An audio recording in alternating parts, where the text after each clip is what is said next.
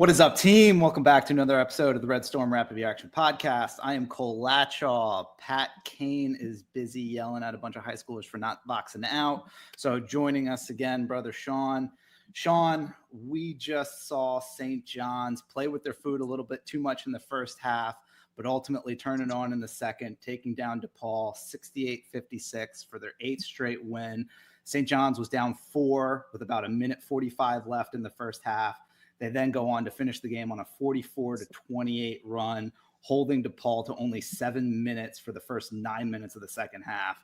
Sean, what did you see today? What did you like? And most importantly, how fired up are you for Uconn at MSG, number 3 versus number 22 in the nation on Friday? That place is going to be absolutely rocking. Yeah, for sure. I mean, look, good teams win, great teams cover. I know it kind of looked a little, the anxiety levels were a little high in the first half. It just kind of seemed like, I don't even know if sleepwalking is the right term necessarily, but the shots weren't falling for sure. And I think in the second half, you see them go on that little run, sparked by some good shooting performances from a couple of the guys, and then they got going down low as well. We double them up in turnovers. I think it ended up being like 7-15, which, if for a St. John's team playing the way Rick wants to play, that's going to be tough to overcome for anybody, let alone a middling DePaul team. But overall, great record, great time in the second half. Really looking forward to Uconn. Nice to avoid a possible trap game here. Yeah, some of us might have learned our lesson from previous games where St. John's has gotten down and started to put some shekels down on that second half line. St. John's minus 5.5. Thank you very much for the free money, Rick Pitino. Well, that's a good move. That's a good move. I think, we have to start by singing Zuby Ejiofor praises. Just enjoy the captain, St. John's fans. God knows in this day and age of NIL and college basketball Wild West, when we're going to get a kid be so loyal and stay for so long at St. John's and just be such an unbelievable human being and such an unbelievable player. 16 points, 9 rebounds, 4 assists, just an absolute force out there.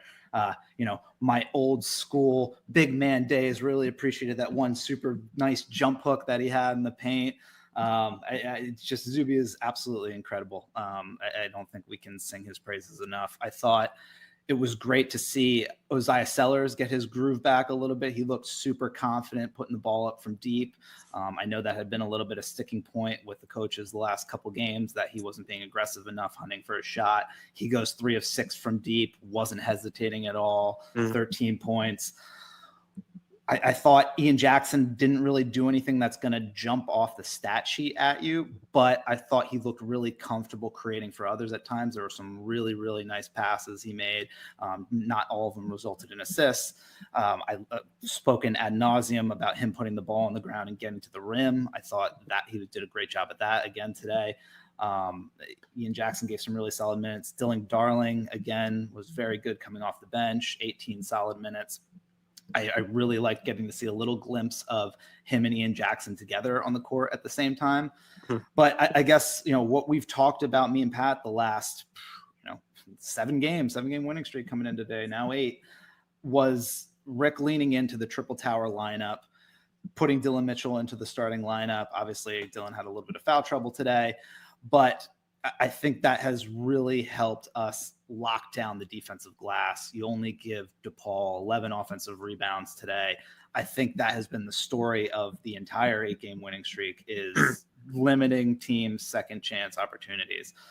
What did you see from the bigs today? What did you like seeing on the court, Johnny? Yeah, so, I mean, and to your point, Rick pretty much said as much in his interview with Rothstein today when asked about, what was kind of one of the key things for the 8-game run. He spoke about, he was very clear it wasn't about getting Dylan Mitchell into the starting lineup as much as it was getting him more minutes, which I think, he's totally right. Obviously, he struggled a little bit today, particularly with the foul trouble. But yeah, I mean, I think that's absolutely something that's kind of sparked us a little bit.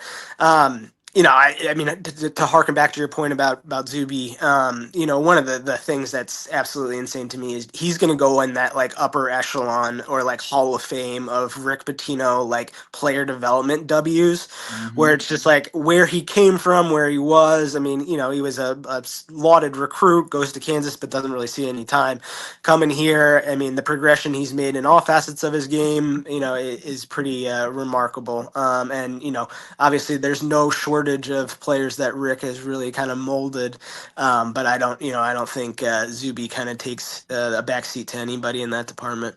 I loved the comparison they mentioned on the broadcast. I forgot who they credited it to, but comparing Zuby's game specifically on the offensive glass to Tyler Hansbrough. I thought that was a tremendous comp. Zuby's ability and his nose for the ball on the offensive glass is, I haven't seen much like that. And it's just such an incredible. We get 15 offensive boards today. Zuby has 5 of them. And how many big offensive rebounds, crucial times on missed shots, he's pulling down the board and putting something back up, getting and ones. Zuby's just incredible. Ultimately you come into the game, you're 10.5-point road favorites. Like you said, it's win in advance time at that point. It was I'm not going to call it a must-win game, but it was a must-not-lose game. DePaul is getting better, but still, a bottom feeder in the Big East. But you get this win, you set up this huge matchup with Uconn. I am so incredibly interested in this Uconn matchup.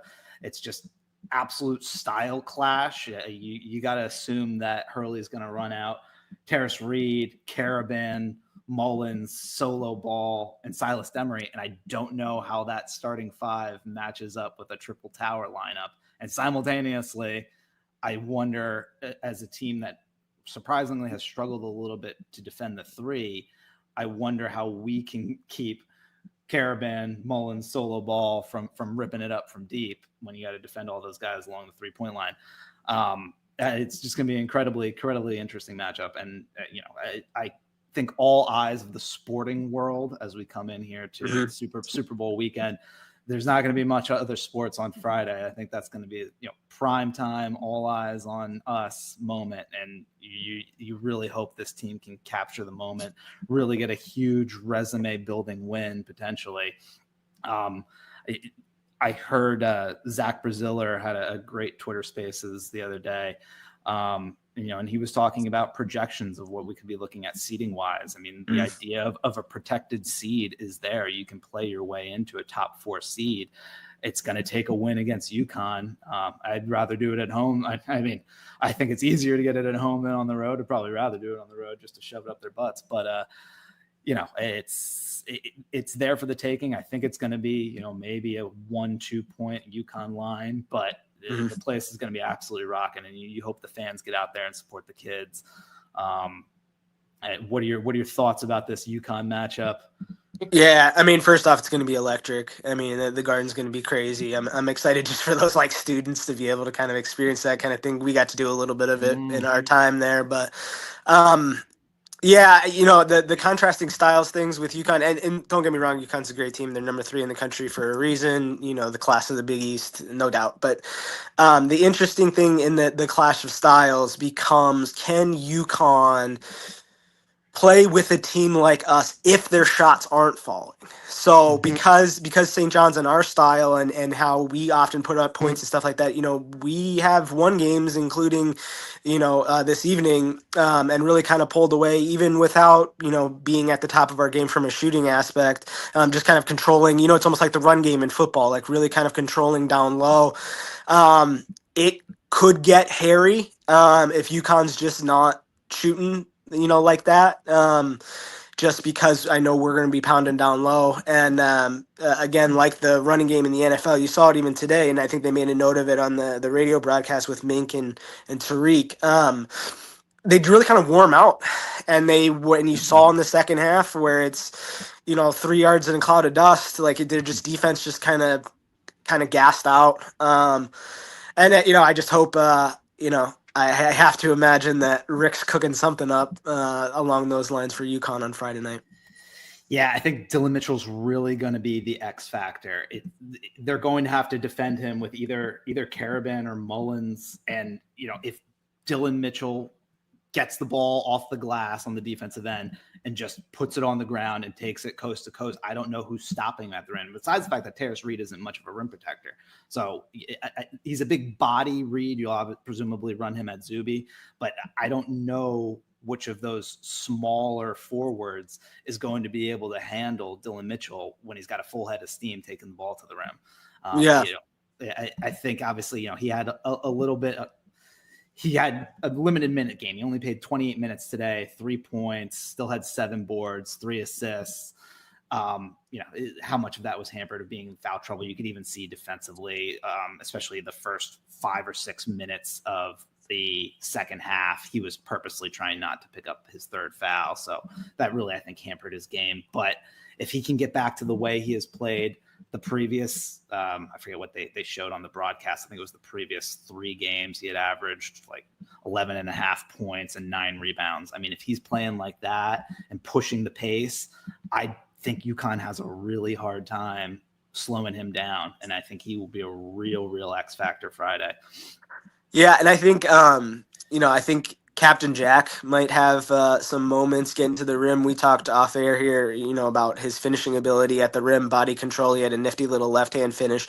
But tonight, a lot of our guys had trouble finishing at the rim with the rim protection of Depaul. Now, conversely, you're saying if Uconn doesn't necessarily have that type of rim protection, could we see those guys like Jack, like Dylan Mitchell, really get out and run and really attack the basket because we know they're capable of finishing at a high clip? Yeah, you mentioned Depaul getting gassed in the second half, and kudos to them. Their defense was tremendous in the first half. They were in our guys' jocks every possession. I think it was one of the first couple of possessions of the game where the broadcasters mentioned, like, we can't even make a pass here. Like, they were on defenders that much. But how long can you keep that effort up? That's kind of challenging. But I mean, I don't think there's too much to get into with this DePaul game. Ultimately, like we said, you win in advance, just stacking wins. This team now has really made some incredible progress following that Providence debacle. I think rightfully so. A lot of our fan base was pretty down on the team following that. There was tons of criticism to be made with the roster construction. Silly of us for at any point even having a speck of doubt that Rick Pitino would be able to find the correct roster combination or lineup combinations with this team, that he would be able to press the right buttons. This team is only going to continue to get better. They're only going to hit their strides. I don't think there's any question at this point that, barring some catastrophic injury or something like that, knock on wood, that this team is a tournament team. It's just how high can we boost this resume at this point? You beat Uconn in one of these 2 games, and the top 4 seed is 100% on the table. It's just exciting times. Again, we hope MSG's cranked up. Everybody hopefully gets out at work, maybe like a 2:00 early dismissal if you got a cool boss. Get some pops in you. Get rowdy. Tell a Uconn fan that Connecticut pizza sucks, and then let's hand it to him on the court. Sean, any final words as we wrap up DePaul and we look forward to Uconn on Friday? No, it's an exciting situation. I mean, we say it, just as you were saying, we say it almost, every year. It's like, well, you can't doubt Rick. He's gonna have them playing their best come March. It's interesting, and listen, the Providence thing was a tough deal. That was a tough pill to swallow. Rick said during his interview with Rothstein today, he was really happy that we played a hard non-conference schedule, just because he really kind of got a better feel of what they needed to work on. I mean, he's basically like reading it to you. He's like telling you what's going to happen. So obviously you don't want to drop a game like that, but it's exciting right now. I'm over the moon. I'm excited for Uconn on Friday. It's going to be rocking. Folks, thanks so much for listening. Please like, share, subscribe. Pat Kane will be back after the Uconn game. Hopefully we'll be celebrating a big win. For Sean Evans, I am Cole Latchaw. That's Sean Latchaw. Thanks for listening. Talk to you next time. Peace.